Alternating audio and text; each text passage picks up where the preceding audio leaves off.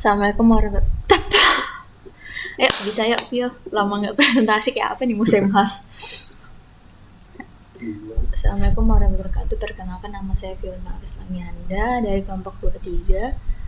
Sini kami akan membahas mengenai pelanggaran etika dalam penggunaan teknologi informasi. Pelanggaran etika dalam penggunaan teknologi informasi merujuk pada tindakan atau perilaku yang melanggar norma-norma moral dan profesional dalam penggunaan teknologi dan data. Hal ini mencakup berbagai tindakan seperti mengakses dan menyebarkan data pribadi tanpa izin, melakukan penipuan digital, dan lain-lain.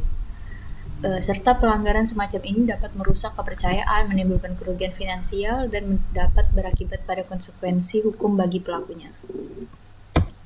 Selanjutnya, studi kasus kebocoran data di bineka.com. Untuk latar belakangnya, rangkaian penjualan data pengguna e-commerce tanah air di dark web masih berlanjut. Usai Tokopedia, kini giliran bineka.com yang jadi sasaran.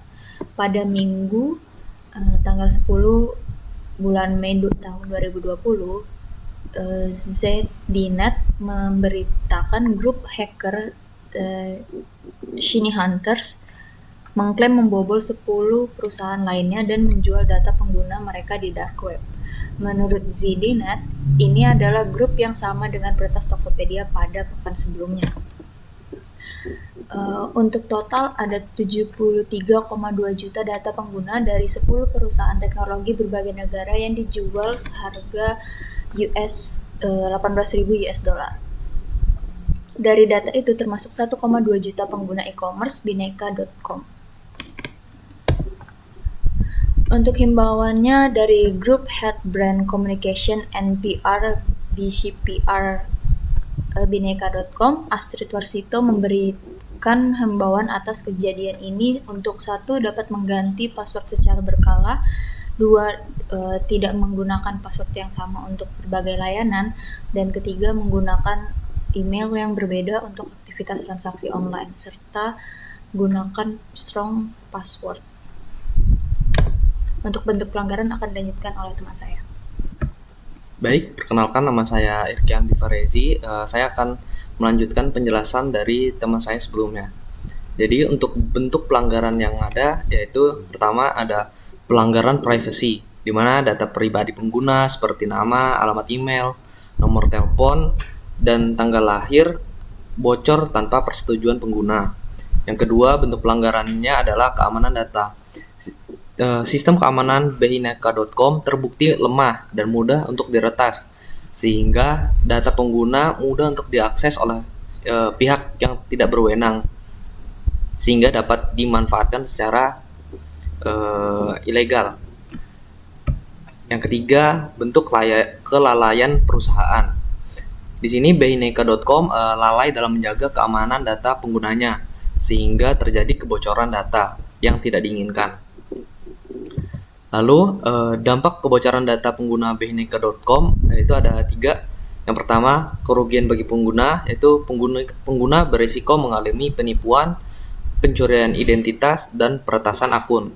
Kedua, kerugian bagi bineka.com. Bineka.com dapat kehilangan kepercayaan dari pelanggan dan mengalami kerusakan reputasi. Yang ketiga, gangguan keamanan nasional.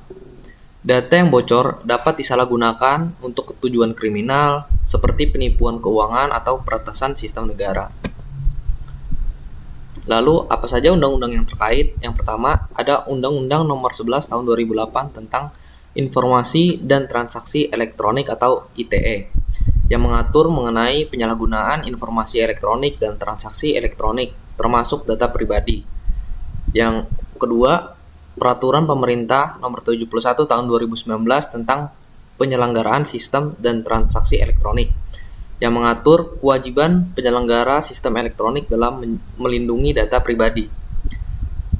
Undang-undang ketiga yaitu Peraturan Menteri Komunikasi dan Informatika Nomor 2 Tahun 2016 tentang perlindungan data pribadi dalam sistem elektronik, yang mana menekankan kewajiban penyedia layanan untuk melindungi data pribadi pengguna.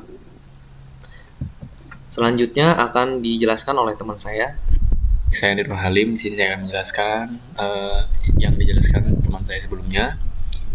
Di sini upaya penanganan kebocoran data pengguna Bhinneka.com.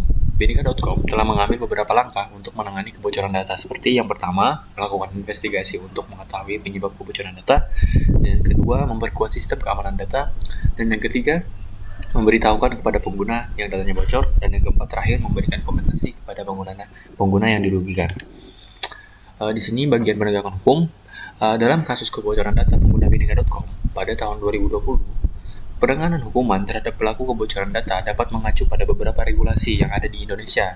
Menurut Undang-Undang Informasi dan Transaksi Elektronik (UU ITE), pelaku yang terbukti melakukan akses ilegal terhadap sistem elektronik dapat dikenakan denda atau sanksi pidana. Penegakan hukum akan melibatkan kerjasama antara perusahaan yang terkena dampak, Badan Cyber dan Sandi Negara atau BSSN, serta pihak kepolisian untuk memastikan pelaku diadili sesuai dengan undang-undang yang berlaku.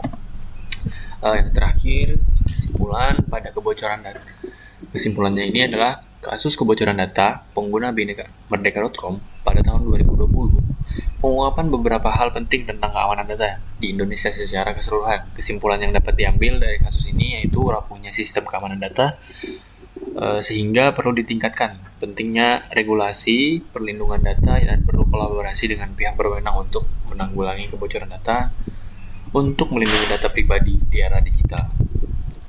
Baik, sekian presentasi dari kami.